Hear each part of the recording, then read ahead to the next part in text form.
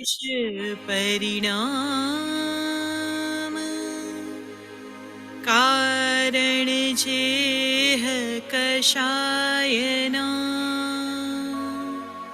तीणे नो कषाय तेना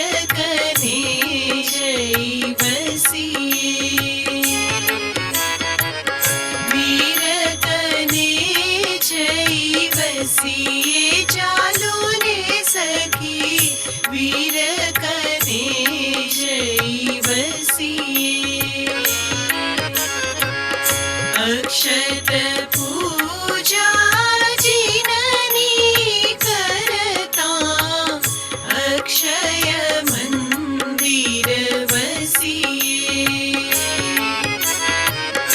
हास्यादिक षट खट पटकारी तास वदन नवी पसिये चालो रे सखी वीर कने जई बसिये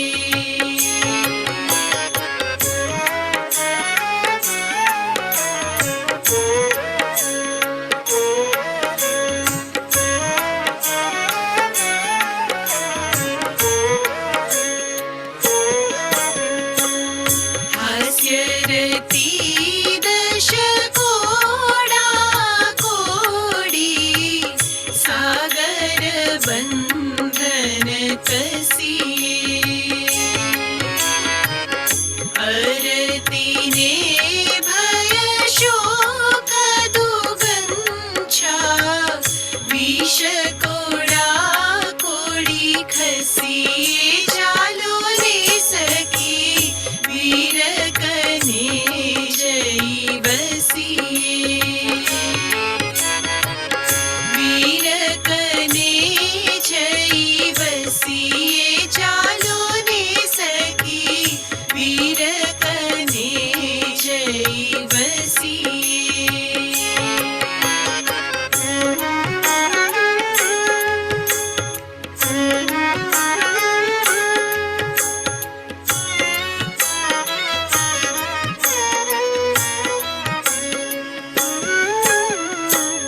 भयरति हास्य दुगंछा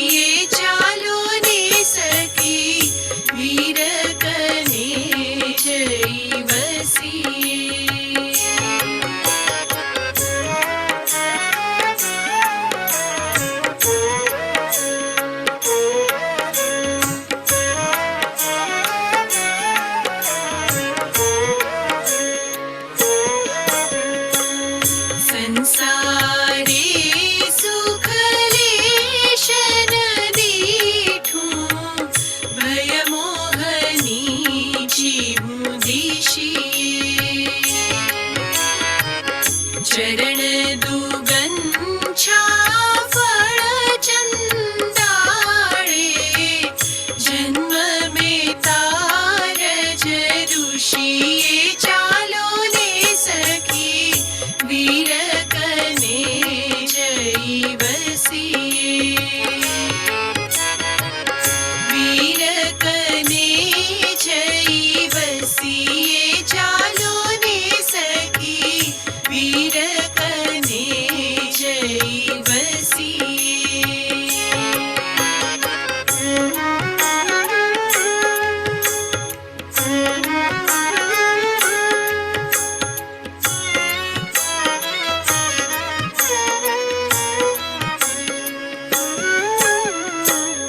मोह महीपति महातोफाने मुंजाणा अहो निशिये श्री शुभवीर हजूरे रहता आनंद रहे रविरसिए चालो ने सखी वीर कने जई बसिए वीर कने जई बसिए चालो ने सखी वीर कने जई वीर कने जई वीर कने जई बसिए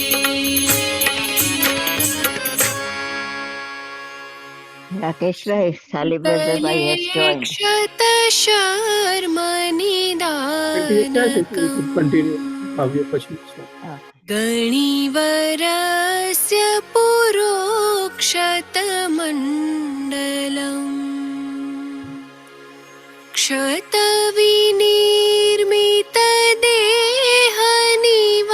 क्षतविनिर्मितदेहनिवारणम् भवपयोधि समुद्धरणोद्यतम् सहज भाव सुनिर्मलतण्डुलैः विपुल दोष विशोधकमङ्गलैः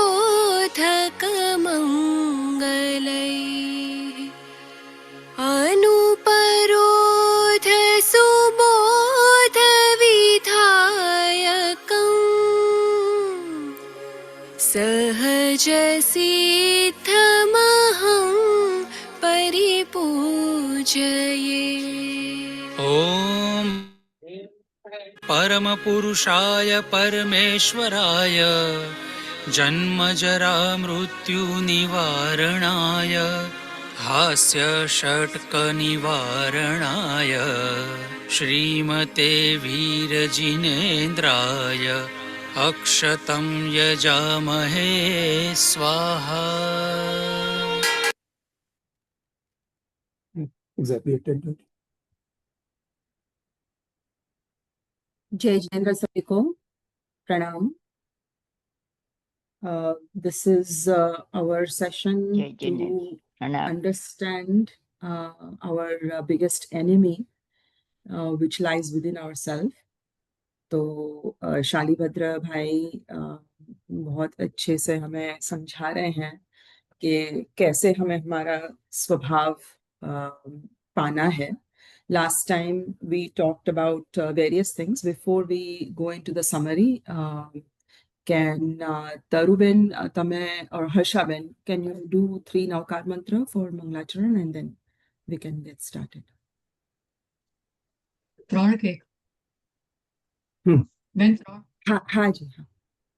अच्छा ओम नमो अरिहंताणं नमो सिद्धाणं नमो आयर्याणं नमो वज्रायाणं नमो लोय सप्पसाहुणं एसो पंचनमुक्कारो सप्पपावपणासनो मंगलाणं च सप्पे सिं परमं हवै मंगलम् नमो अरिहन्ताणं नमो सिद्धाणं नमो आयर्याणं नमो उवज्जायाणं नमो लोय सप्पसाहुणं तेसो पञ्चनमुक्कारो सप्पपावपणासनो मङ्गलाणं च सिंह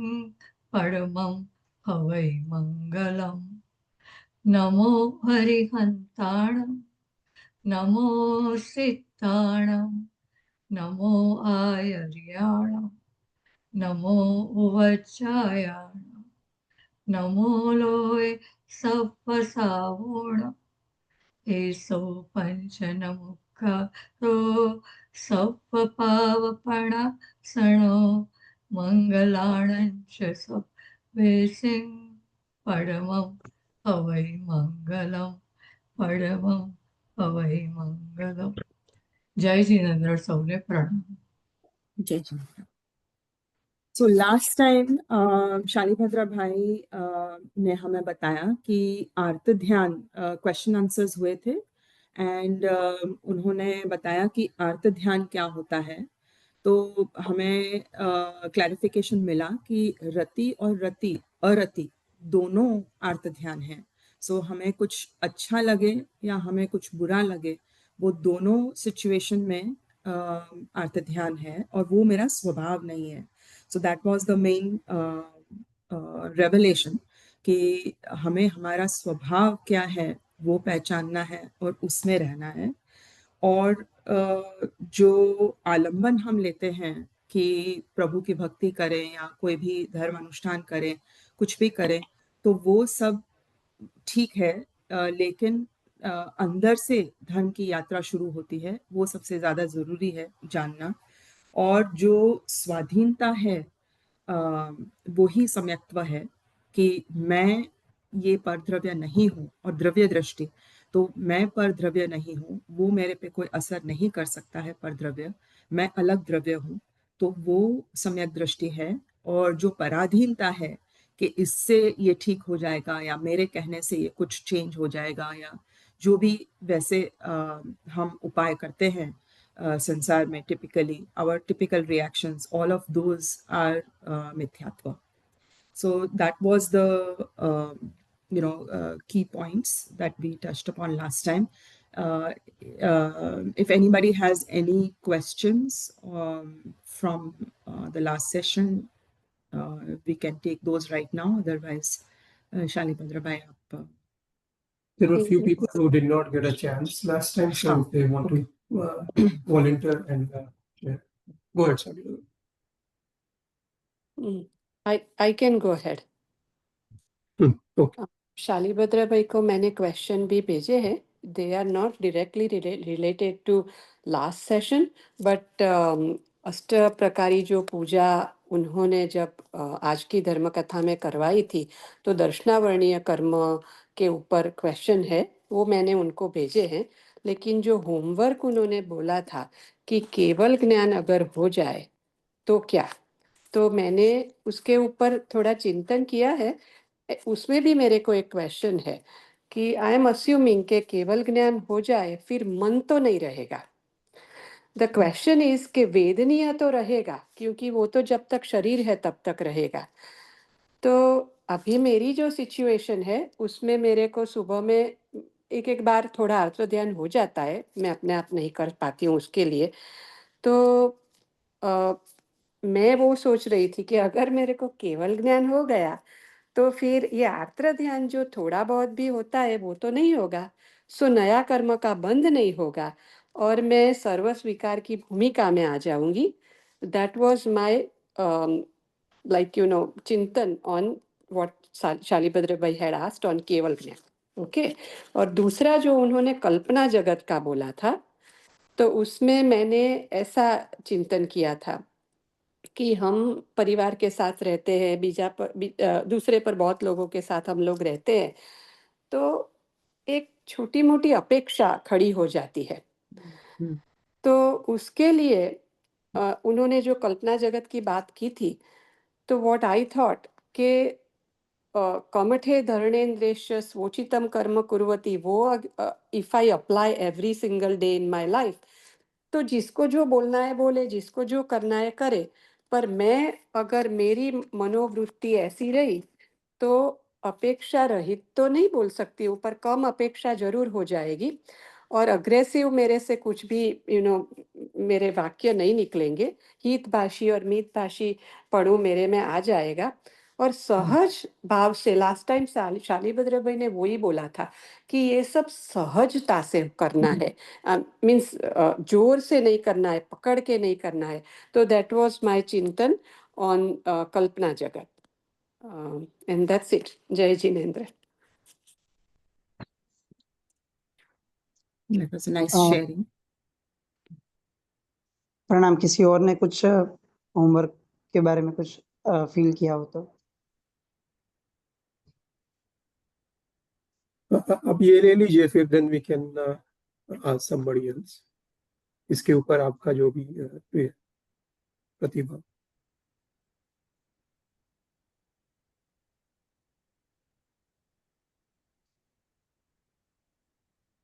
ओके, फीडबैक लेने का या पूछने का रीज़न ये होता है कि थोड़ा आइडिया ये आए कि जो ट्रैक चल रहा है वो ट्रैक एक्चुअली सबको दिमाग में या सबको बैठ रहा है या नहीं बैठ रहा है। तो क्या होता है कि मैं बोले जाऊँगा, मुझे अच्छा लगेगा, सेशन ख़त्म हो जाएगा और सुनने वाले को वो जो टाइम का इन्वेस्टमेंट किया है, वो एक्चुअल वर्थ होता है या नहीं होता है, वो सबसे बड़ा क्वेश्चन होता है। तो फीडबैक लेने का रीज़न यही होता है कि भई किसी का टाइम हम लोग वेस्ट तो नहीं कर रहे हैं। ये सबसे मेन क्वेश्चन होता है कि भई किसी को रुचि ही नहीं है या किसी को इसमें कुछ समझ में ही नहीं आ रहा है, तो ऐसी बात करके कोई सेंस नहीं है। तो जस्ट वही एक सेक के लिए पूछ रहा हूँ कि ये जो ट्रैक चल रहा है वो ठीक लग रहा है? किसी हाँ, को एकदम क्या है? शालीभद्र भाई, एकदम बहुत बढ़िया। आई मीन द जो Good. feedback that I am getting from people, and I mean, last time भी मैंने सबको बोला था कि भाई सिर्फ अमेजिंग, बहुत अच्छा, वो सब करने से कुछ नहीं होगा। We need to really put all this things in practice. तो ट्रैक तो बहुत अच्छा चल रहा है। ओके। અપર્ણા हम બેન, लोग એમનો હેન્ડ રેઝ છે. અપર્ણા બેન, she wants to share. हाँ जी। પ્રણામ ભાઈ, પ્રણામ સૌને. ભાઈ, જ્યાં સુધી આપ બોલતા હો ને ત્યાં સુધી આ બધું સાંભળવામાં ખરેખર સારું લાગે. અને કદાચ એક દિવસ, કદાચ 2 દિવસ આ લેક્ચર ભાઈ મૂકે છે એટલે એ સાંભળીને પણ મનમાં થોડુંક એવી મક્કમતા આવે કે મારે વિકલ્પો નથી કરવા, સરળતાથી જ રહેવું છે, હું કરું. હજી એવો ભાઈ, એવો એક પણ વાર એવું નથી બન્યું કે કેટલી બધી વાર ઝીણું ઝીણું આપણા ઘરના કમ્પાઉન્ડમાં કોઈ પોતાની કાર વાળીને પછી લઈ જવા માટે જરાક વળે ને તો પણ એવું તો થાય જ. મારા ઘરે હું અને મારામાં ઝીણો ઝીણો પણ હા જાગૃતતા આવી છે કે હવે અમુક આ બધું છોડવું છે. પણ સંપૂર્ણતા તો દૂર અને કેવળ જ્ઞાન તો કોશો દૂર દેખાય છે. હા, તમારા કહેવાથી મનમાં બેસતું જાય છે કે આ છોડવું છે, આ છોડવું છે, આ છોડવું છે. પણ એક વાર 2 વાર નહીં, દિવસમાં કેટલી વાર એવું થાય કે મન ઊંધું જ જાય. પહેલા તો હંમેશા નેગેટિવ જ બોલે કે આમ જ હશે. એમ થાય કે જાણું છું કે હું કોઈ દ્રવ્યનું કશું નથી કરવાની, મારું પણ ફક્ત હું જ કરી શકું એમ છું. પણ હજી પણ મન એટલું સરળ રીતે વળતું નથી ભાઈ. એવું નથી આપનું કહેલું સમજાતું નથી, સમજાય પણ છે, યાદ રાખવાની પણ કોશિશ કરું છું અને યાદ પણ રહે છે. પણ છતાં થઈ જાય છે અને થયા પછી માફી પણ માંગુ. બસ આટલું જ કહેવું હતું. પ્રણામ.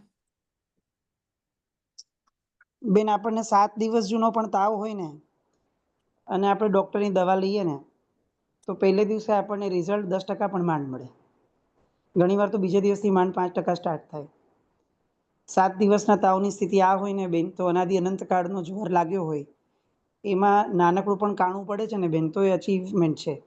અને જે થયું છે એનો આનંદ, એ જે નથી થતું એના વિષાદ કરતાં વધવો જોઈએ. અને એક આત્મવિશ્વાસ વધે કે આજે મને 2% સારું થયું છે તો 100% સારું થવાના ટ્રેક પર તો છું, એટલે મારી દિશા, મારી દવા બરાબર છે. આનો પણ આનંદ હશે ને તો દવા વધારે સારું અસર કરશે.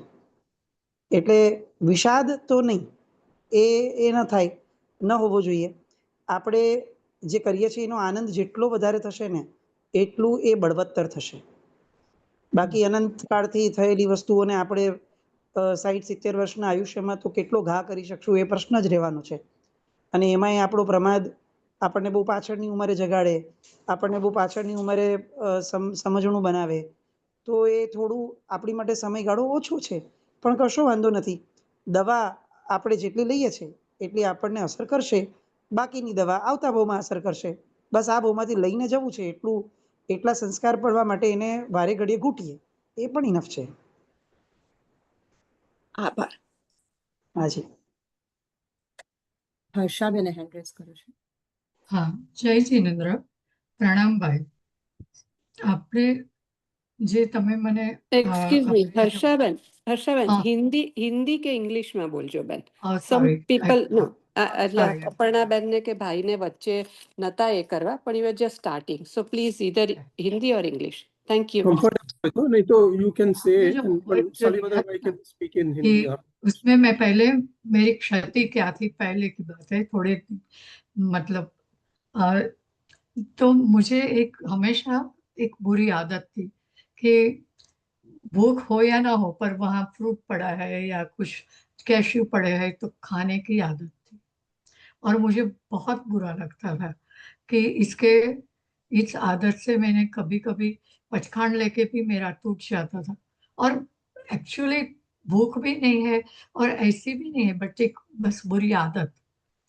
तो फिर जब जैसे जैसे काफी सत्संग सुनते गए तो पहले मैंने बोलना ये शुरू किया कि जो आपका होमवर्क था उसमें तो केवल ज्ञान हो गया, तो मैं तो खुश हो गई कि चलो अभी ये अनाहारी पद ही हो गया, तो चलो ये तो झंझट ही गई कि सोचने की ही जरूरत नहीं है।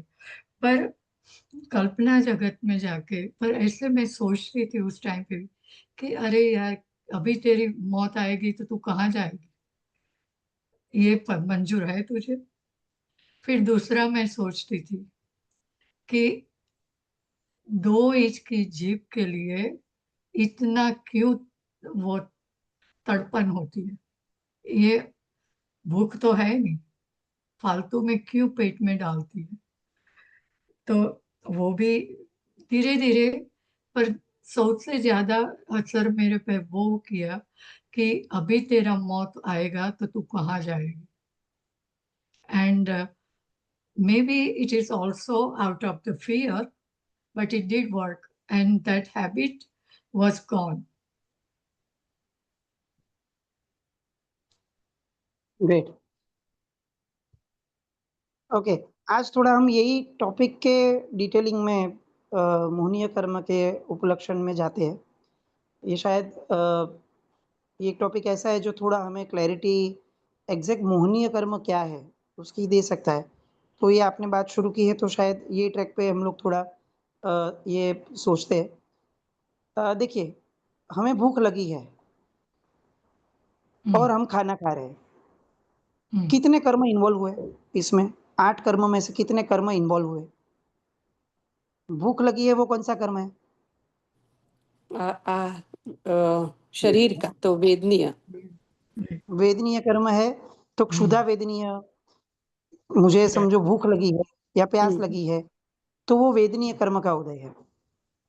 अब मुझे एग्जैक्ट क्या करना है? तो वेदनीय कर्म के उदय को मुझे शांत करना है. क्यों? क्योंकि उदय किसका है? वेदनीय कर्म का. आप देखिएगा, इसको आप थोड़ा विजुअलाइज कीजिए कि घर में 8 बच्चे हैं, ओके, और 8 बच्चों में से एक बच्चे ने हाथ ऊपर करके बोला कि मुझे भूख लगी है. और हमने सोचा कि चलो ठीक है, एक बच्चे को भूख लगी है, तो अब हम खाना देंगे तो कौन से बच्चे को देंगे? जिसने हाथ ऊपर करके बोला है मुझे भूख लगी है उसे, या उसके बाजू वाले को? उसे ही देंगे। अब जो बच्चे ने हाथ ऊपर किया है वो तो वेदनीय कर्म वाला है। अब वेदनीय कर्म वाले बच्चे को तो भूख लगी है तो उसको खाना चाहिए। उसके पास कोई स्पेसिफिक डिमांड नहीं है कि मुझे ये वाला खाना चाहिए। उसके पास वो भी फर्दर स्पेसिफिक डिमांड नहीं है कि मुझे ऐसे टेस्ट वाला खाना चाहिए। वो बच्चे की डिमांड नहीं है। वो डिमांड उसके बाजू वाले की है कि आप अगर खाना दे ही रहे हो तो उसके बाजू वाला बच्चा बोलता है कि ठीक है, खाना अगर दे रहे हो तो एक काम करो, मेरे को रसगुल्ला चाहिए। और वो भी ऐसा, ये कंपनी का या ये हलवाई का या ऐसा टेस्टी ये वाला चाहिए। अब सबसे पहली आवाज रेज हुई थी वो वाले बच्चे की जिसका वेदनीय कर्म है, और हम लोग ने खाना देने बजाय बाजू वाले बच्चे की आवाज सुनी कि ओके रसगुल्ला खाना है। आप कन्वर्जन देखिए, अपनी भूख यानी अपनी थॉट स्टार्ट होती है भूख से कि भाई मुझे भूख लगी है और पेट का जो खड्डा है उसे पूरा करना है। वो आगे जाके डिविएट होती है, और वो फिर डिविएट होके ये होती है कि मुझे ये खाना है, या तो सामने जो पड़ा है उसकी लालच मन में आती है कि मुझे ये खाना है। टेक्निकली मुझे ये चॉइस करने की कोई ज़रूरत ही नहीं थी कि मुझे ये खाना है, मुझे जो भी मिल रहा है सहजता से वो खाना है। उसमें और फर्दर एक स्टेप आया कि मैंने ये सोचा कि मुझे ये वाला थोड़ा तीखा हो ना तो थोड़ा अच्छा लगेगा।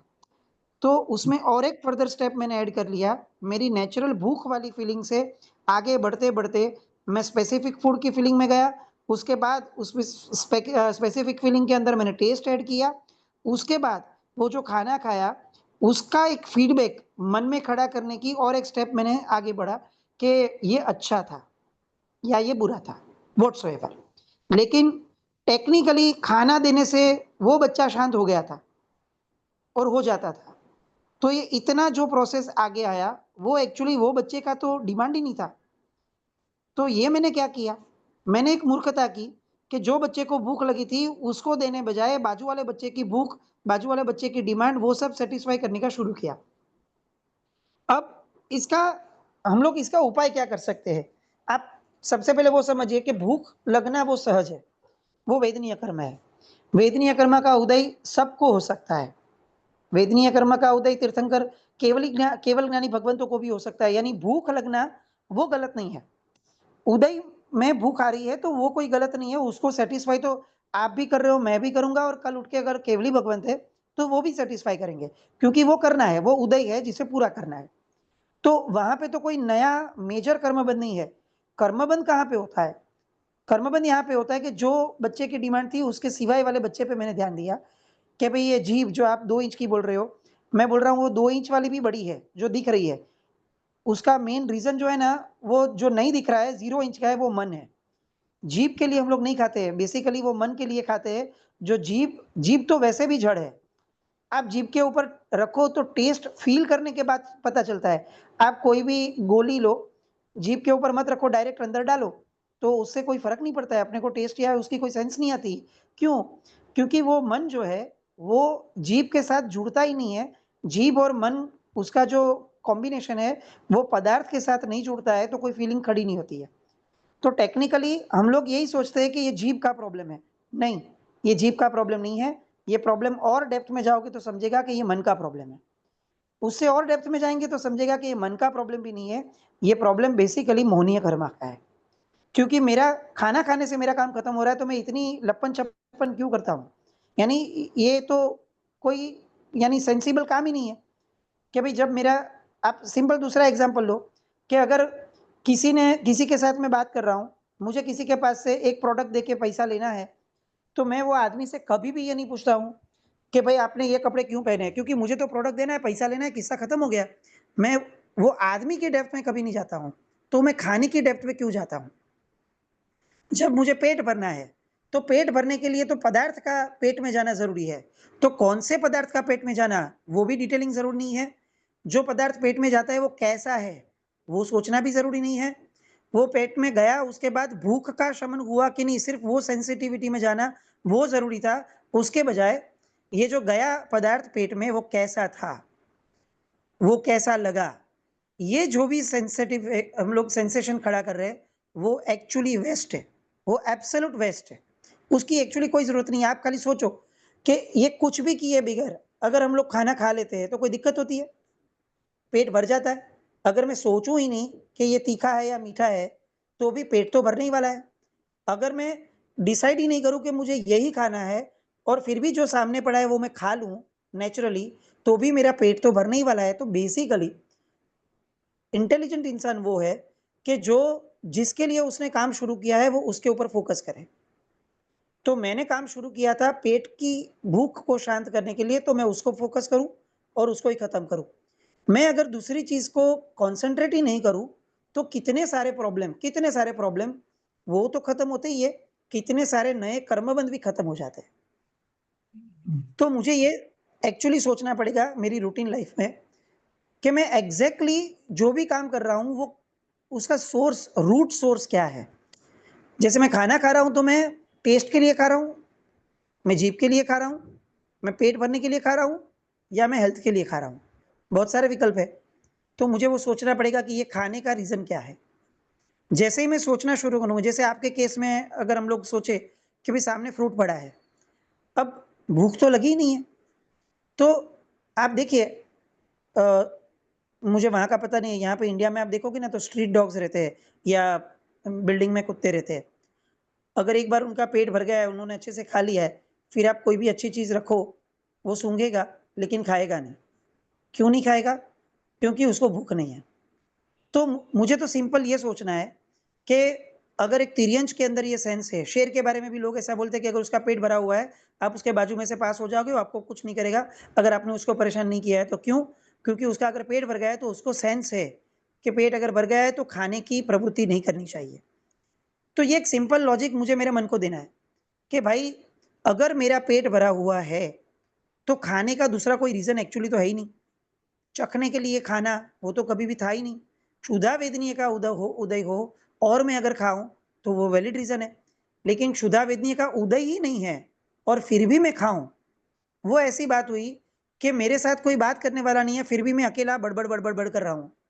ये उसके जैसा हो जाता है कि भाई क्षुधा सोर्स है ही नहीं, कार्य कारण संबंध ही नहीं है। मेरे अंदर भूख का कारण खड़ा ही नहीं हुआ है फिर भी मैं खाने का कार्य क्यों कर रहा हूं। तो मुझे मेरे मन को समझाना पड़ेगा कि भाई तिर्यंच से भी गया गुजरा है क्या तू? एक तिर्यंच को भी इतनी समझ है कि जब भूख नहीं है तो खाना नहीं चाहिए।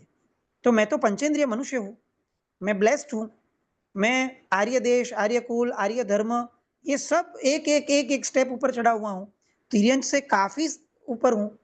तो कम से कम उससे अच्छी सोच तो मेरी होनी चाहिए। तो बेसिकली ये जीव ये सब को बीच में लाए बगैर अगर मैं सिंपल इतना भी सोचूं कि ये समय पे मेरा कर्तव्य क्या है, तो मेरा कर्तव्य खाना है। अगर मुझे भूख लगी है तो, अगर मुझे भूख नहीं लगी है तो उसका मतलब कि खाने का कोई कर्तव्य नहीं है। तो सामने कितनी भी अच्छी चीज हो, खाने का कोई रीजन ही नहीं है। तो ऐसी क्लैरिटी जब जब हमारी लाइफ में हर चीज में आती जाएगी, जैसे सामने कोई झगड़ा हो रहा है हमारे सामने, अब अपना कोई रोल प्ले ही नहीं है, तो कितनी बार ऐसा होता है कि हम बाजू में से पास हो जाते हैं, हम किसी और के झगड़े में पड़ते ही नहीं है। क्यों नहीं पड़ते? देखते हैं, संवेदन भी होती है हमारे मन में कि इसको ये नहीं करना चाहिए था, या ये गलत है ये सही है, फिर भी हम बोलने क्यों नहीं जाते हैं? क्योंकि हमारे मन में ये क्लियर है कि भाई ये पंचायत नहीं करनी है, ये झंझट है, इसके अंदर पढ़ के कोई मतलब नहीं है, अपने को कोई लेना देना ही नहीं है। तो ये जो क्लैरिटी है उसे हमें एक्चुअली एक्सटेंड करना होगा लाइफ में, कि मेरा कोई लेना देना ही नहीं है, वो वाला काम मुझे करना ही नहीं। बस ये एक सिंपल मोहनीय कर्म से लड़ने का एक सिंपल तरीका है कि मैं कर्म को साइड पे रख दूं, आसक्ति को भी साइड पे रख दूं, हर चीज के बारे में सोचना साइड पे रख दूं, मैं सिर्फ इतना सोचने का शुरू करूं कि भाई इसमें मेरा रोल प्ले जरूरी है तो मैं करूं। अभी जैसे क्षुधा वेदनीय का उदय है तो खाना जरूरी है, लेकिन बोलना कहाँ पे जरूरी है वो भी मुझे समझना पड़ेगा। कि किसी 4 जन ने मुझे पूछा है कि भाई इसमें आपका ओपिनियन क्या है, अगर किसी ने नहीं पूछा है तो ओपिनियन देना वो भी मूर्खता है। अतिचार के अंदर श्रावक के अतिचार में एक वाक्य आता है, 8वें अतिचार में, मुखरपणा लगे असंबद्ध वाक्य बोलिया। ये मुखरपणा लगे यानी क्या? मुखरपणा का मीनिंग ये समझाते हैं कि जहाँ पे कोई ज़रूरत नहीं है वहाँ पे बोलना यानी मुखरपणा। तो समझो मैं अभी बोल रहा हूँ, ठीक है? आपको सुनना है, वो आपका कर्तव्य है। भले मैं कैसा भी बोलूँ लेकिन सुनना वो आपका कर्तव्य है क्योंकि आप पकड़े गए हो ज़ूम मीटिंग में, तो 1 घंटा आपको सहन करना है, तो आप सुनोगे। अब वो 1 घंटे के अंदर अननेसेसरी अगर आप बोलोगे या आपको बोलने का मन होगा, तो आप रुकोगे। क्यों रुकोगे? क्योंकि आपको ये डर है कि दूसरे 10 जन हैं, अगर किसी के सामने मैं इर्रिलेवेंट कुछ भी बोलूँगी या बोलूँगा, तो वो उनको खराब लगेगा।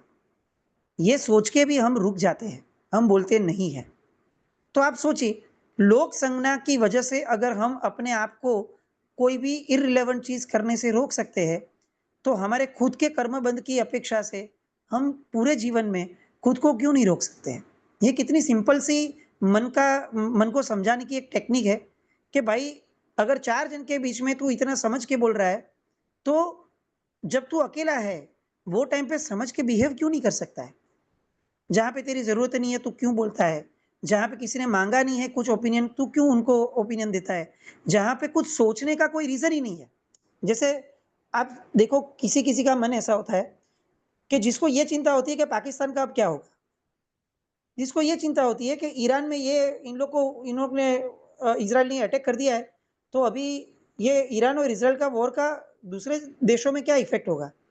भाई तेरे घर में तेरे बाजू वाला तेरे तेरे घर में रहने वाला तेरे को पूछता नहीं है कि भाई तेरे तेरे सोचने से क्या होगा?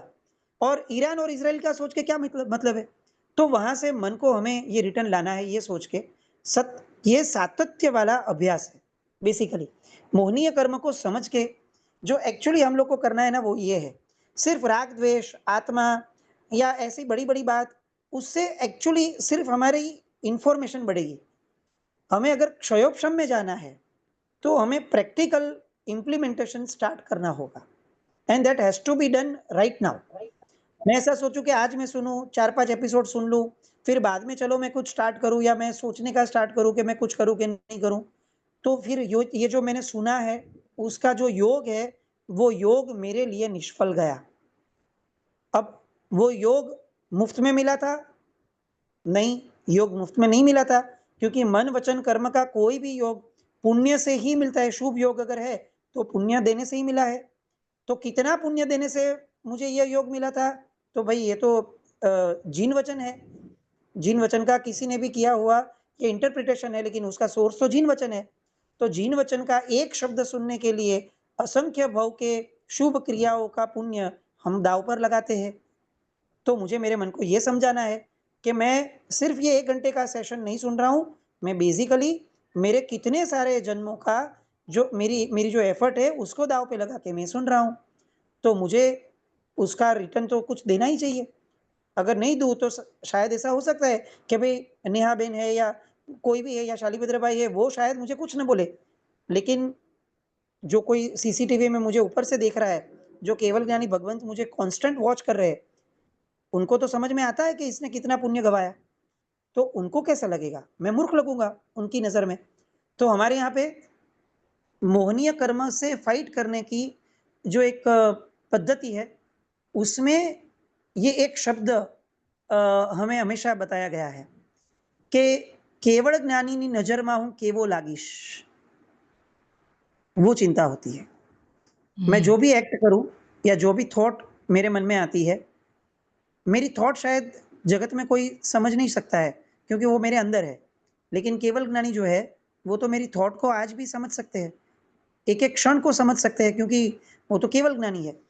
तो मुझे थॉट करने से भी पहले ये समझना होगा कि केवल ज्ञानी की नज़र में मैं कैसा लगूँगा। आज अगर 15 जन है और मैं इर्रिलेवेंट नहीं बोल रहा हूँ क्योंकि 15 जन को कैसा लगेगा उसका मुझे इम्पोर्टेंस है, तो मुझे केवल ज्ञानी का इम्पोर्टेंस तो ये सबसे बहुत ज़्यादा होना चाहिए। तो सामने फ्रूट पड़ा है, मुझे क्षुधा वेदनीय का उदय नहीं है, मुझे भूख नहीं लगी है और अगर मैं फ्रूट के प्रति आगे बढ़ रहा हूँ, तो उस समय मुझे मेरे मन को ये प्रतिपक्षी भाव देना चाहिए कि भाई ऐसे भूख के बगैर तू खाएगा, यानी कर्म के उदय के बगैर नई प्रवृत्ति स्टार्ट करेगा, नया बंद करेगा, तो केवल ज्ञानी की नज़र में तो कैसा लगेगा? जो केवल ज्ञानी ने तुझे यानी तुझे समझाने के लिए, जो तीर्थंकर परमात्माओं ने, जो केवल ज्ञानियों ने तेरे प्रति अपार करुणा व्यक्त की है, उनको कैसा लगेगा? किसी ने हमें 1 करोड़ रुपए का लोन दिया है कि भाई तू इससे बिजनेस कर, और मैं जुआ खेलने जाऊं, तो मुझे सबसे पहले ये मेरे मन को संभालना चाहिए और सोचने देना चाहिए कि जिसने 1 करोड़ मुझे बिजनेस के लिए दिए थे, उसको कैसा लगेगा जब उसको पता चलेगा कि ये 50 लाख तो उसने जुए में वेस्ट कर दिए। तो जिन्होंने मुझे मनुष्य भाव दिया है, जिन्होंने मुझे इंद्रिय दी है, जिन्होंने मुझे समझ दी है, जो कांस्टेंट मेरे पे करुणा करके निगोद से अब तक की पूरी यात्रा में मेरे साथ थे, आज भी जो मुझे कांस्टेंट विटनेस कर रहे हैं, उनको कैसा लगेगा? तो ये एक सोच है, मौनीय कर्म की फाइट से। ये आपको सिर्फ फ्रूट की आसक्ति है, समझो ये लग रही है, हमारे जीवन में पूरे दिन में ऐसे 500 चीज होगी जो हम निरर्थक करते हैं, यानी जिसको आज हम अगर सोचने जाए तो हमें समझ में आएगा कि ये एक्ट या ये थॉट, दो में से कोई भी का एक्चुअली कोई वेटेज ही नहीं है, कोई उसकी वैल्यू ही नहीं है। अगर ये थॉट नहीं आती या नहीं करते तो भी एक्चुअली लाइफ में कोई फर्क नहीं पड़ता था। ऐसी कितनी सारी थॉट है। जैसे अभी बहन ने बोला कि मेरे घर के आंगन में से अगर कोई कार को यूटर्न ले रहा है तो मुझे लग रहा है कि क्यों मेरे घर में किया। मैं ऐसा समझ रहा हूँ कि अहम के भाव को अगर साइड पे रख दे तो मैं सिंपली ऐसा सोचूं कि वो आके चला गया ना, अल्टीमेटली कुछ तो हुआ नहीं है, तो फिर उसके बारे में सोच के क्या फायदा है। ये भी एक प्रतिपक्षी भाव है कि भाई ऐसी छोटी छोटी चीज के बारे में सोचने के लिए मैं मनुष्य भाव के इतने प्रेशियस मन को मैं क्यों वेस्ट करूं। भुवन मानेश्वरी महाराज साहब ने एक पुस्तक में बहुत अच्छा उदाहरण दिया था कि अगर हमारे हाथ में रत्न चिंतामणि ये जो होता है वो आ जाए और जिसकी वैल्यू बहुत बड़ी होती है, तो उससे हम क्या क्या कर सकते हैं। तो उससे हम राजपाट खरीद सकते हैं, बहुत सारी चीज खरीद सकते हैं। तो दूसरा प्रश्न आया कि उससे चने या ममरे भी खरीद सकते हैं। तो जवाब आता है कि हाँ, चने और ममरे भी खरीद तो सकते हैं, लेकिन चने और ममरे खरीदना वो उसकी डिग्निटी नहीं है। ऐसा नहीं है कि रत्न से चने और ममरे खरीद ही नहीं सकते, खरीद सकते हैं, लेकिन ये मूर्ख है जो अगर कोई ऐसा कर रहा है तो। फिर एक प्रश्न आया कि एक कौवा जोर से आवाज कर रहा है, उसको भगा सकते हैं? तो तुरंत उन्होंने बोला कि हाँ भगा सकते हैं। जैसे ही वो पत्थर के बजाय उसको फेंकेंगे ये चिंतामणि रत्न को, तो कौवा भाग जाएगा। लेकिन क्या ऐसा करना ये मूर्खता है या बुद्धिमत्ता है, वो मुझे सोचना पड़ेगा कि चिंतामणि रत्न है, मैं दुनिया की हर चीज खरीद सकता हूँ, फिर भी मैं चने और ममरे क्यों खरीदता हूँ। तो एग्जैक्ट ये परिपेक्ष को हमें ये परिपेक्ष में, ये सिचुएशन में मन के सामने रखना चाहिए कि भाई तेरा इतना वैल्यूएबल मन, जो मन से हम लोग ये जो सब एग्जाम्पल ये सुनते हैं प्रसन्न चंद्र राजर्षि का या कितने सारे लोगों का, कि सिर्फ मन की ताकत से, सिर्फ मन की ताकत से 1 सेकंड के अंदर कितना बड़ा चेंज। नरक में जाने का आयुष्य था, वहां से सीधा सर्वार्थ सिद्ध विमान आया। क्यों? क्योंकि मन पलटी हुआ। आप देखो वो वही पोस्चर में थे, जब श्रेणिक महाराजा ने उनको देखा तभी भी उनका पोस्चर वही था, जब वर्धमान स्वामी भगवान ने श्रेणिक महाराजा को जवाब दिया तब भी उनका पोस्चर वही था, उनका तप वही था। तो फर्क किस में पड़ा? फर्क सिर्फ मन में पड़ा, मन की विचारधारा में फर्क पड़ा। तो सिर्फ मन की विचारधारा से अगर इतना बड़ा फर्क पड़ सकता है तो उसका मतलब कि मन की ताकत इमेंस है। तो जिसकी ताकत इमेंस है वो तो चिंतामणि रत्न हुआ। अब वो चिंतामणि रत्न से मैं फालतू का भी सोच सकता हूँ, नहीं सोच सकता हूँ ऐसा नहीं है, लेकिन क्या मुझे वेस्ट करने का अधिकार है? क्या मैं अगर ऐसे वेस्ट करता हूँ तो वो मेरी बुद्धिमत्ता है या मेरी मूर्खता है? तो ऐसी छोटी छोटी सिचुएशन में हमें अपने आप को प्रतिपक्षी भाव से समझाना बहुत जरूरी है। हमारी दिक्कत क्या होती है कि हमें ये लगता है कि राग और द्वेष नहीं करने हैं, लेकिन ये राग वो अचानक ओवरनाइट नहीं आया है। ये ऐसी बहुत सारी छोटी सिचुएशन है, जो छोटी सिचुएशन से आगे बढ़ते बढ़ते बढ़ते बढ़ते वो राग जो है वो मजबूत हुआ है, और बाद में हमें लग रहा है कि ये राग तो यार मेरे से खत्म ही नहीं होएगा, ये राग तो बहुत दुष्कर है, मेरा मोक्ष कब होगा। लेकिन सिर्फ ये राग का विरोध करने से मोक्ष कभी भी नहीं होगा। मुझे बेसिकली ये राग का जो सोर्स है, छोटी छोटी सिचुएशन में मन का बिगड़ना, मुझे उसको कर्ब करना होगा। अगर मुझे किसी शत्रु से युद्ध करना है, जैसे ये सेशन का टाइटल है एनिमी नंबर 1, तो आप यही सिचुएशन को सिंपली लीजिए कि अगर किसी शत्रु से लड़ना है या किसी शत्रु को हमें हराना है, तो सबसे पहला स्टेप ये होता है कि हम सबसे पहले तो शत्रु की ताकत को समझे कि भाई जिससे मुझे लड़ना है वो एग्जैक्टली उसकी ताकत क्या है। तो मोहनीय कर्म की ताकत क्या है? तो मेरे अच्छे खासे मन को भी वो बिगाड़ सकता है, मेरे अच्छे खासे शुभ प्रसंग को भी वो बिगाड़ देता है, मेरे अच्छे खासे योग को भी वो 1 सेकंड में मेरे कंट्रोल में होना चाहिए, फिर भी उसका कंट्रोल ऐसा है कि वो बिगाड़ देता है। तो ये मोहनीय कर्म की ताकत है। मेरा शत्रु किस किस चीज पे कब्जा करके बैठा है? तो वो मेरे शरीर पे, मेरे मन पे, और यावत मेरी आत्मा का जो मेरा ओरिजिनल बल है उसके ऊपर भी वो कब्जा करके बैठा है कि वो मुझे जागने ही नहीं देता है।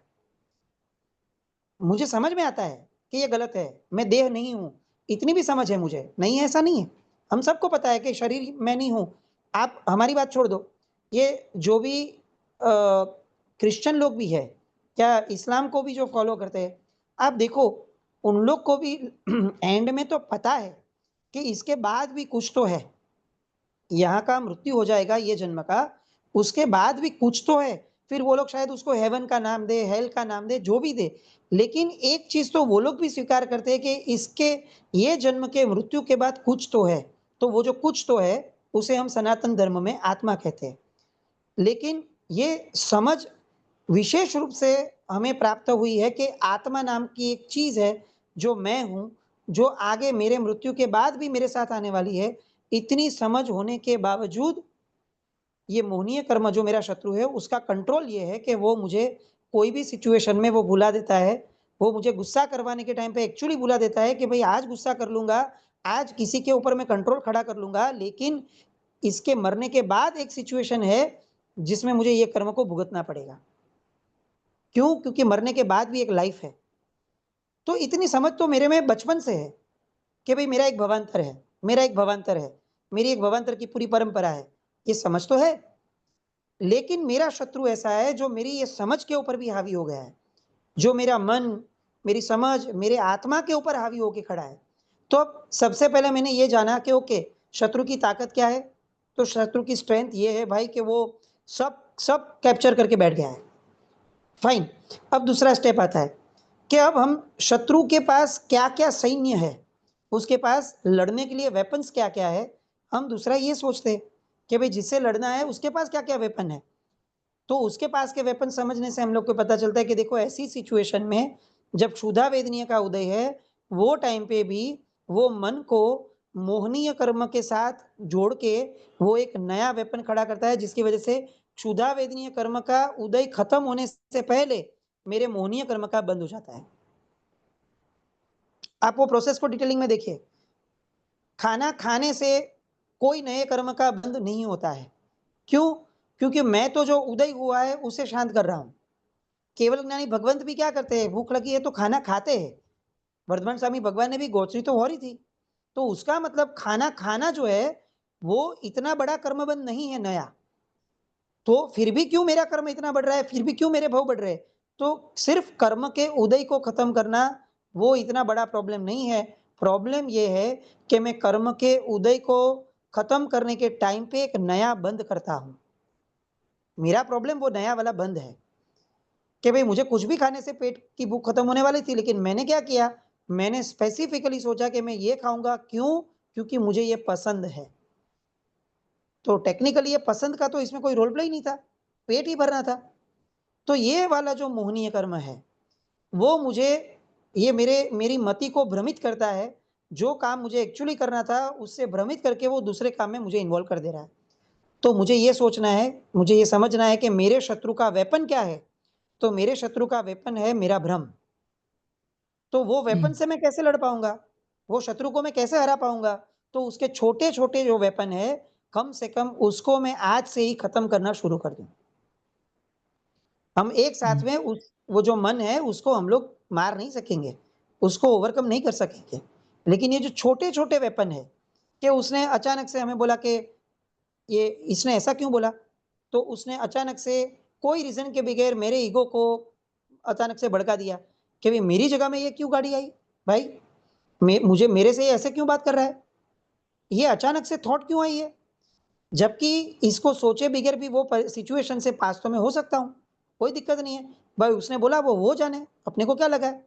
अगर किसी ने मुझे मूर्ख बोला है, तो उसके बोलने से मैं अचानक से मूर्ख तो हो ही नहीं जाता हूँ। अगर कोई मुझे गधा बोलता है, तो मुझे चेक करना चाहिए कि मैं अभी भी इंसान हूँ और मुझे समझ में आए 2-4 सेकंड के बाद कि एक्चुअली मैं तो इंसान ही हूँ अभी भी, मैं गधा हुआ ही नहीं हूँ। तो फिर उसका मतलब है कि उसके गधे बोलने की बात का रिएक्शन देना ज़रूरी नहीं है, क्योंकि वो जिसको बोल रहा है वो असर तो मेरे पे हुआ ही नहीं। मैं गधा हुआ ही नहीं हूँ, मैं तो इंसान हूँ, मुझे पता है कि मैं इंसान हूँ, तो उसके गधे बोलने से मुझे कोई फ़र्क नहीं पड़ना चाहिए। तो ये मेरा भ्रम था कि उसके गधे बोलने से मेरा ईगो हर्ट हुआ, तो ये मेरा भ्रम था, क्योंकि ईगो हर्ट करने जैसा कुछ था ही नहीं, मुझे तो कोई फ़र्क ही नहीं पड़ा है, मैं तो इंसान का इंसान ही हूँ। तो जैसे ये छोटी-छोटी क्लैरिटी वो एक लेवल के ऊपर मोहनीय कर्म का जो उदय है उसे कर्ब करती है। हमें सबसे पहला काम ये छोटी-छोटी क्लैरिटी को अंदर में घुटने का करना चाहिए, रिपीट करने का करना चाहिए कि जो अपने अपने रेंज में है। आप समझो, आप आज फ्रूट खाना छोड़ सकते हो। क्यों? क्योंकि वो अपनी रेंज में है। अपनी इतनी रेंज नहीं है कि हम लोग अनशन लेके बैठ जाएँ, लेकिन अपनी इतनी रेंज है कि हम उणोदरी कर सकें। तो भगवान ने क्या किया? अनशन, फिर बाद में तुरंत उणोदरी आया। तो भगवान ने तो वो ऑप्शन दिया है कि दोस्त तू एक काम कर, उणोदरी से शुरू कर। तो मैं आज मेरे मन को ये समझाऊँ कि भई फ्रूट खाना ज़रूरी नहीं है, और अगर थोड़ी भूख भी है, तो भी थोड़ा सहन कर लो, कोई दिक्कत नहीं है। इतना फ्रूट खाने से ना कोई बड़ा अंदर में फ़र्क पड़ने वाला है, और अगर मैं खा लूँ, तो ज़्यादा कोई पेट भरने वाला नहीं है, और ना खाओ तो ज़्यादा कोई मैं भूखा रहने वाला नहीं हूँ। तो मैं मन से मैं ये मोहनीय कर्म का जो उदय है, उसे बोल रहा हूँ कि शांत हो जा, तेरा यहाँ पे कोई रोल प्ले नहीं है, तू चुपचाप बैठ। तो ये एक थोड़ा छोटा-सा स्टेप मैं ले रहा हूँ। जैसे वो खाने के बारे में आया, वैसे वो बोलने के बारे में आएगा कि मैं मेरे मन को बोलूँगा कि चुप रह। ये टाइम पे उसको जवाब देना ज़रूरी नहीं है। फिर अगर किसी ने मेरे साथ कुछ गलत किया है, तो मेरे एक्सपेक्टेशन जो खड़े होते हैं, मैं उसे भी धीरे-धीरे चुप कर सकता हूँ कि 1 मिनट रुक भाई, मैं उससे क्यों एक्सपेक्ट करूँ? वो क्यों मेरी एक्सपेक्टेशन को फुलफिल करे? उसकी कोई ये ड्यूटी है ही नहीं, वो तो अपने लिए ज़िंदा रहता है। हर आदमी अपने सुख के लिए जन्म उसने लिया है, उसने मेरे सुख के लिए जन्म नहीं लिया है। तो मैं उसके ऊपर क्यों भार डालूँ कि भई मेरा सुख भी तू सोच? नहीं, मेरा सुख तो मुझे सोचना चाहिए। तो ऐसे करके मैं ये मोहनीय कर्म का जो उदय है, जो मुझे भ्रमित कर रहा है कि नहीं उसे ये नहीं करना चाहिए था। मुझे कितनी होप्स थी कि वो मेरे मेरे साथ ऐसा ही करेगा, लेकिन उसने नहीं किया, बोलो वो कितना गलत है? नहीं, वो गलत नहीं है, मैंने होप्स रखी थी वो गलत थी।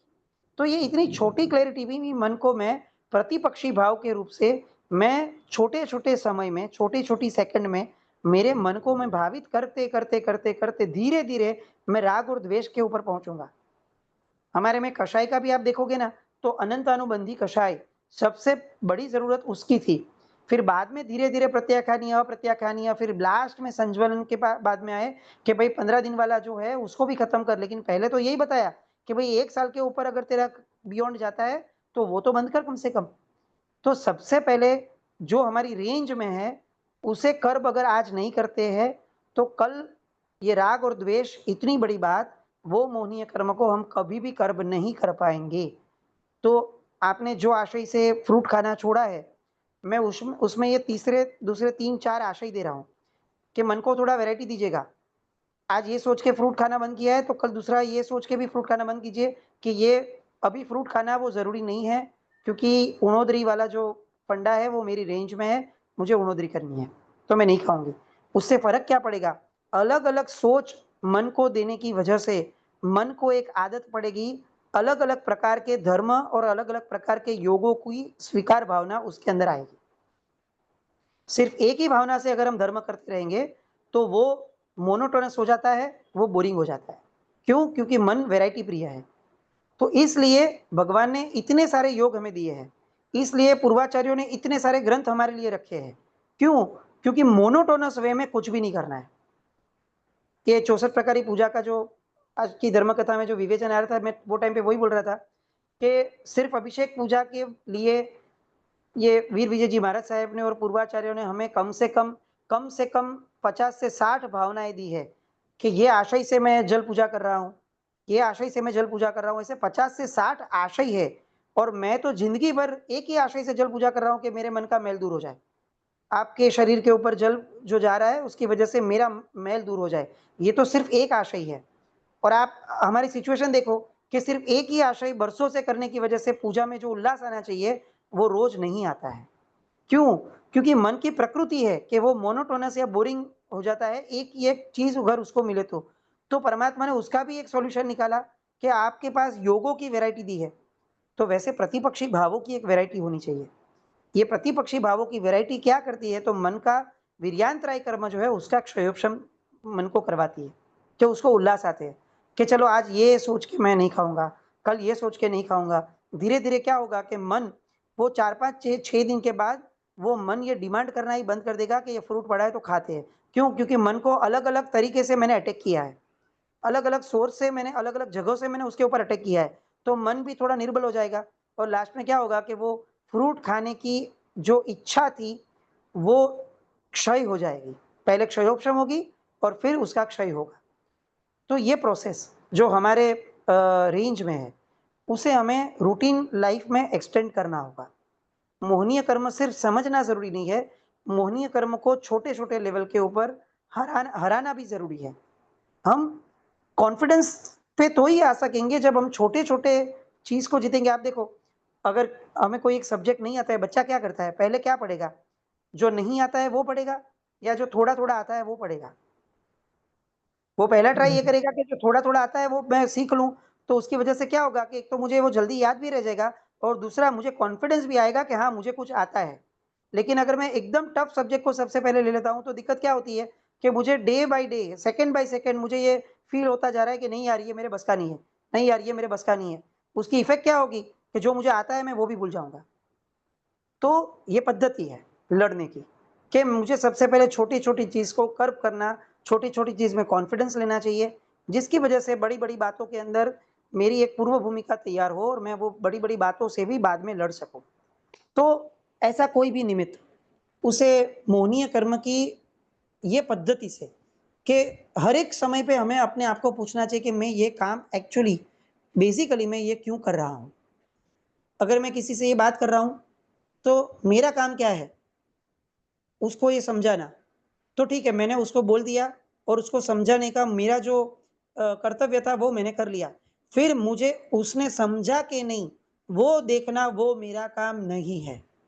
उसने मुझे मुड़ के रिप्लाई क्या दिया, मुझे उल्टा सुनाया, वो देखना मेरा काम नहीं है, क्योंकि यहाँ पे मेरा काम ये था कि मुझे उसे समझाना है। That's it, I am done with that. So no further detailing. तो ऐसा करके मैं मेरे मन को कांस्टेंट रिस्ट्रिक्ट करता रहूंगा कि तू तेरा काम कर, तू जो सोचा है वही काम कर, उसके सिवाय की चीज में जरा भी देखना बंद कर दे। होगा क्या? आप देखो कितने सारे भार लेके जो हम घूमते हैं पूरे दिन में, वो भार अपने आप कम होते जाएंगे। क्योंकि हर भार के लिए हमें जब सोचने बैठेंगे तब समझेगा कि अगर मैं यहाँ से खिसक जाऊं तो भी कोई फर्क नहीं पड़ने वाला है, ये मैंने लिया हुआ भार था। ये अखा की वाणी में जो था वो कि शकट तले जीमा चालतो श्वान, यानी वो बुलोक कार्ट के, यानी कार्ट के नीचे जो कुत्ता चल रहा है उसे यही लग रहा है कि पूरा कार्ट जो है वो मैं चला रहा हूँ। अगर मैं खिसक गया या मैं बैठ गया तो ये पूरा कार्ट जो बेचारा है वो अटक जाएगा। लेकिन जब कार्ट आगे निकल जाता है तब वो कुत्ते को भी समझ में आता है कि अच्छा ये कार्ट को मैं नहीं चलाता था, मैं अननेसेसरी अनड्यू भार लेके चलता था कि ये मैं चला रहा हूँ। एग्जैक्ट यही सिचुएशन अगर आप सोचने बैठोगे तो दिन की 50 सिचुएशन ऐसी है जिसमें सिर्फ हमने भार लिया है, और वो भार हमें देता कौन है? वो भार देता है मोहनीय कर्म। तो एनिमी नंबर 1 ये है जो पूरे दिन का मेरा रूटीन बिगाड़ रहा है, पूरे दिन की मेरी प्रसन्नता बिगाड़ रहा है, पूरे दिन में निर्भर अवस्था में रहने का जो मेरा अधिकार था वो अधिकार मुझसे छीन रहा है ये मोहनीय कर्म। क्यों? क्योंकि वो मुझे भार दे रहा है कि भाई नहीं ऐसा बोलेंगे ना तो ये हो जाएगा, ये होएगा तो बाद में वो होगा, फिर देखो उसको खराब लग जाएगा तो ये होगा। अरे भाई कुछ नहीं है, मुझे भगवान नहीं बनना है, मैं इंसान हूं, मैं आज जो वर्तमान में जी रहा हूं मैं उसको ही ध्यान दूंगा, बाद में जो होगा वो मेरा कर्म जो होगा उस तरीके से होगा। और मैं कर्म ऐसे करूं जो केवल ज्ञानी की दृष्टि में भी वो अच्छा हो, केवल ज्ञानी की दृष्टि में मैं बुरा साबित हूं, ऐसा मुझे नहीं करना है। ये दो चीज का भी थॉट प्रोसेस कितने सारे मोहनीय कर्म के उदय से हमें बचा लेगा। होगा यही कि जो दूसरे कर्म का उदय है वो खत्म हो जाएगा, यानी उसकी निर्जरा हो गई, और नए मोहनीय कर्म का बंध नहीं हुआ, तो टेक्निकली हम हमारे मोक्ष से नजदीक आए, जिसमें कर्म की निर्जरा हुई और नया बंध नहीं हुआ। तो एक एक सेकंड पे हमें हमारी मुक्ति का एहसास होगा कि मैं मेरे मोक्ष से नजीक आया। तो ये प्रोसेस मोहनीय कर्म का, ये थोड़ा इस तरीके से भी करना चाहिए। लास्ट टाइम हम लोग ने ये काल्पनिक वे में जो सोचने की बात की थी, शायद हमें ऐसा लगे कि भाई अपनी औकात नहीं है कि हम केवल ज्ञानी हो जाए तो क्या होगा वो सोच सकते हैं, लेकिन ऐसा नहीं है। मैं केवल ज्ञानी हो जाऊं तो मैं कैसा बिहेव करूंगा, ये सोचने से कम आज मेरा मति ज्ञान पवित्र होगा। मुझे केवल ज्ञान होने वाला नहीं है, लेकिन केवल ज्ञान की कल्पना से मेरा मति ज्ञान, यानी आज का मेरा जो मति ज्ञान है वो भी पवित्र होगा। तो ऐसी कल्पनाएं भी होनी चाहिए। एक एक पुस्तक थी, चिंतक ने उसमें ये कल्पना की थी कि उन्होंने अनुप्रेक्षा लिखी थी एक कड़ी के ऊपर, त्यारे तमोने जे मणे जोया हशे ते धन्य छे। ये स्तुति का पद है, ध्रुव पंक्ति है कि भगवान उस समय आपको जिसने भी ऐसे देखा था वो व्यक्ति धन्य था, वो तिर्यंच धन्य थे, वो वातावरण धन्य था, वो काल धन्य था। तो ये बहुत सारी चीजें धन्यता वाली थी। उन्होंने ये, मैं अगर भूलूं नहीं तो मेरे ख्याल से ये प्रद्युम्न सूरी महाराज साहब की कोई पुस्तक में ये कल्पना थी कि रोज सुबह उठ के मैं भगवान का जो भी प्रसंग मुझे ज्ञान में है, मैं उस प्रसंग को विजुअलाइज करता हूं कि मैं वहां पे खड़े खड़े ये देख रहा हूं। अभी क्या होता है, हमने ऐसा सुना है कि भगवान ने चंदन बालाजी के हाथ से पारणा किया था, तो हम ज्यादा से ज्यादा ये विजुअलाइज करेंगे कि चंदन बालाजी है, भगवान है, ऐसी सिचुएशन थी और चंदन बालाजी ने उनको बोराया, भगवान का पारणा हुआ। एक स्टेप फर्दर ये आता है कि मैं एक्चुअली सदेह वहां पे हाजिर था और मैंने ये पूरी घटना देखी थी। मैंने जीवंत दृश्य वो परमात्मा का जीवंतता से मैंने अनुभव में लिया था। तो ऐसी कल्पना करने से फायदा क्या होगा? तो उन्होंने बहुत अच्छी बात कही थी, ऐसी कल्पनाएं हमें भाव तीर्थंकर के विश्व में जन्म देगी। यानी क्या, जहां पे तीर्थंकर स्वयं विचरण करते हैं ऐसे क्षेत्र में हमें जन्म मिलेगा। क्यों? क्योंकि हमने कर्म सत्ता से या कुदरत से ऐसी डिमांड की कि भाई मुझे ऐसा पसंद है, मुझे सदेह लाइवली ऐसा देखना मुझे पसंद है। तो कुदरत वो मान्य करके जहां जहां पे ये सिचुएशन पॉसिबल है वैसी सिचुएशन में वहां पे वो मुझे जन्म देगी। तो आप सोचो, मोहनीय कर्म को यानी भ्रम को दूर करने के लिए कल्पना वो कितना बड़ा वेपन है कि वो न सिर्फ मेरे भ्रम को दूर करता है, लेकिन वो मुझे मेरे भवांतर में भी एक सिक्योरिटी देता है कि अच्छा तूने ये मांगा है, तेरी ये इच्छा है, ठीक है तथास्तु, तुझे कोई ना कोई भाव में ऐसी सिचुएशन में मैं लाके रखूंगा। तो ये कल्पनाओं का भी एक फायदा है। तो ऐसे छोटे छोटे प्रोसेस ये छोटे होने के बावजूद हमें रूटीन में करने चाहिए। सिर्फ मोहनीय कर्म के बारे में सुनने से कुछ नहीं होगा, क्योंकि ये पहली बार हम लोग नहीं सुन रहे। अनंत भव में मोहनीय कर्म के बारे में कम से कम 1000 बार तो हम लोग ने सुना ही होगा, हम लोग ने चारित्र लिया है। तो ऐसा तो पॉसिबल ही नहीं है कि हमने सुना ना हो कि मोहनीय कर्म क्या है। प्रॉब्लम ये था कि हम लोग ने सिर्फ उसको इंफॉर्मेशन बेस पे रखा था, उसे प्रैक्टिकली इंप्लीमेंटेशन के बेस पे हम लोग ने लाया नहीं होगा। अगर लाया होगा तो उसका कांस्टेंट सदुपयोग नहीं किया होगा, और अगर कांस्टेंट किया होगा तो संस्कार हम लोग ने नहीं वो किया रहेगा, तो ही आज मोहनीय कर्म इतना पावरफुल है। तो ये भाव में वाइस डिसीजन हमारा ये होगा कि संगनी पंचेंद्रिय है, तो हम संज्ञा से, हमारी बुद्धि से, हमारे दिमाग से, हमारे मन के सदुपयोग से हम मोहनीय कर्मों को छोटे छोटे तरीके से उसके वेपन को हम लोग जितना डिस्ट्रॉय कर सके या जितना हर्ट कर सके, जितना वीक बना सके, उतना बनाने का प्रोसेस होना चाहिए। तो ये एक चीज ट्राई करनी चाहिए रूटीन लाइफ में हर जगह पे कि मेरा रोल प्ले एग्जैक्टली क्या है, कि कौन से कर्म के उदय के लिए मैं काम कर रहा हूँ, तो उसमें वही कर्म की बात होनी चाहिए, फिर ये मोहनीय कर्म को बीच में नहीं आना चाहिए। तो वो वाली समझ धीरे धीरे धीरे थोड़ा डेवलप करने की ट्राई करनी चाहिए। 9 बजने में 4 मिनट है, किसी को कुछ प्रश्न है या कुछ संवेदना या कुछ भी?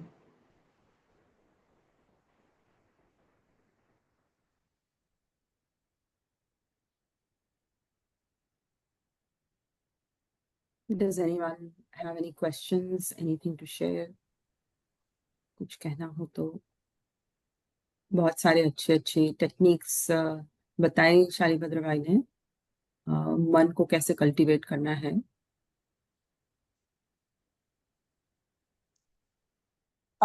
નેહાબેન, આપણે ઓડીમાં એટલે નેક્સ્ટ સેટરડે શક્ય નહીં બને ખાલી. हाँ, okay. Yeah, so we will be taking a break, from this particular satsang during Odi, and there will be announcements on the group regarding the Odi Aradhana. So, Or else you guys can do one thing, કે at least for few minutes, say 20 minutes or 30 minutes, if someone has some experience to share, if someone has a viewpoint to share, तो एक continuity होगी. एक break आएगा तो ये भी हो सकता है कि फिर वो वापस रिकलेक्ट करने के लिए मन को काफी मेहनत करनी पड़े. तो अगर फिजिबल है तो आप ये भी कर सकते हो कि भाई जो भी बातें हुई है या जो भी सबको मन में भी कुछ नई बातें आती है, तो at least to share with each other. Yes, definitely, yeah, we can do that. So for next week, actually that will be during the Odi. So we will be doing 9 days of satsang during Odi, just by ourselves. So during that time, अभी जो भी discuss किया है, अभी जो भी बातें प्रस्तुत हुई है, उसमें से किसी ने कुछ प्रयोग किया हो, कुछ एक्सपीरियंस किया हो, तो वो शेयर कर सकते हैं. We will keep enough time for those kind of interactions. तो ओडी में भी ऐसे नहीं तो एकदम टिपिकल सब हो जाता है कि चलो ये पहला दिन है तो ये सोचना है, दूसरा दिन है तो ये सोचना है, and then there is no change. I mean, the OD is over and we forget it till the next OD. So instead of that, let's use that time like Shalibhadra Bhai suggested. Anyone has anything else to share? Anything they want to ask? Otherwise, we can probably end the session right now, or okay, looks like everyone is spellbound by what Shalibhadra Bhai has presented, which is absolutely true. बहुत सारे, और ये प्रक्षाल के जो आपने 50 या 60 जो बताए कि इतने अलग अलग आशय हैं, तो वो जो आपने आज की धर्म कथा में प्रेजेंट किया है, तो I would definitely like to listen to that, क्योंकि હા, અંતરાય કર્મની જે એમણે જળ પૂજા લીધી છે ને, if I am not mistaken, અંતરાય કર્મની જળ પૂજામાં એમણે બહુ ડિટેલમાં લીધેલું છે. I have to check my notes, but like શાલીભદ્રભાઈ સેડ, નેક્સ્ટ વીક અમે જ્યારે આપણે આ વાત કરીશું તો maybe I get those notes out. અને good idea. I remember him saying in Antaray Karma Nivaran Puja कि when you are standing in front of Prabhuji with कलश in hands, एक एक दोष, एक एक वन स्थान आप अगर याद करोगे तो I mean I'll have to go back to my notes, but we can definitely do that next Saturday. ચોક્કસ. સરસ. એક શાલીભદ્રભાઈ, કાજો કાઢતી વખતે ભાવ થાય છે કે આ ઘસી ઘસીને સહજ મળનો રાસ કાઢી રહી છું, અને પછી ચંદન ઘસતા ઘસતા એમ કે વધારે નીકળીને જળ પૂજામાં એ મળને ધોઈ અને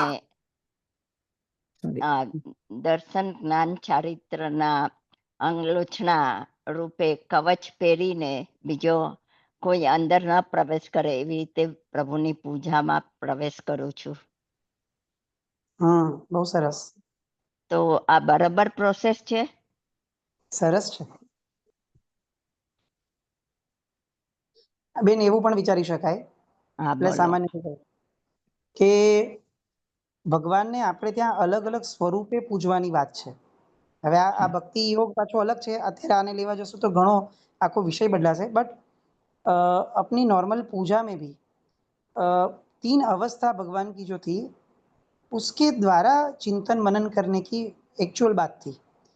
पिंडस्थ अवस्था, पदस्थ अवस्था, रूपातीत अवस्था.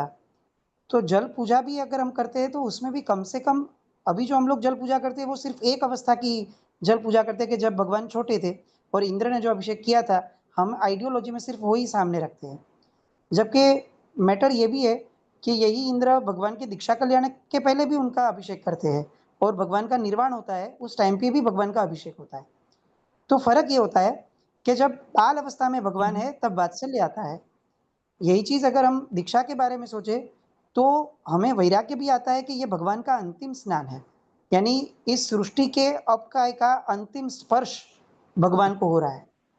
तो कभी कभी हमारी जल पूजा में ये भाव भी होना चाहिए कि भगवान ये अंतिम जो अपकाय के जीव का स्पर्श आपको हो रहा था उस समय पे, तो वो समय पे भी भगवान आप उतने ही निरपेक्ष थे जितने निरपेक्ष आपने बालपन में जब आप पहली बार जब ये अभिषेक हुआ था उस समय पे थे.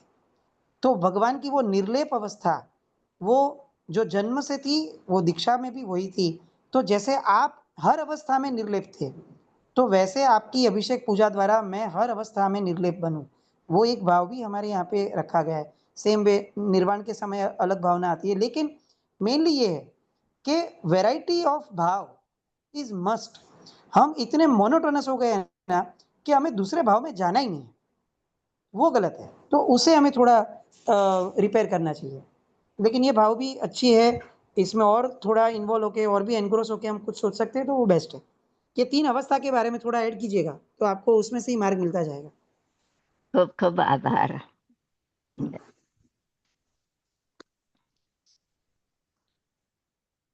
છેલ્લે નૌકાર નેહાબેન કોઈ ગણી રાખી લે તો આરતીબેન તરુબેન છે.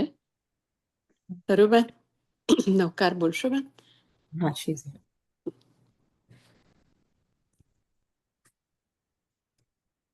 नमो अरिहन्ताणं नमो सिद्धाणं नमो आयर्याणं नमो वज्रायाणं नमो लोये सौवसाहोणं एषो पञ्च नमोकारो सौवपावपणासनो मङ्गलाणं च सौवेसिं परमं हवै मङ्गलम् परमं हवै मङ्गलम्. जय जिनेन्द्र. प्रणाम बधाने. જીના જ્ઞાન કંઈ પણ બોલાય તમે ચાલો. પ્રણામ. પ્રણામ. Thank you. ખૂબ ખૂબ આભાર શાલીભદ્રભાઈ. Thank you. આભાર. જય જિનેન્દ્ર બધાને. જય જિનેન્દ્ર. પ્રણામ. પ્રણામ. ખૂબ ખૂબ આભાર.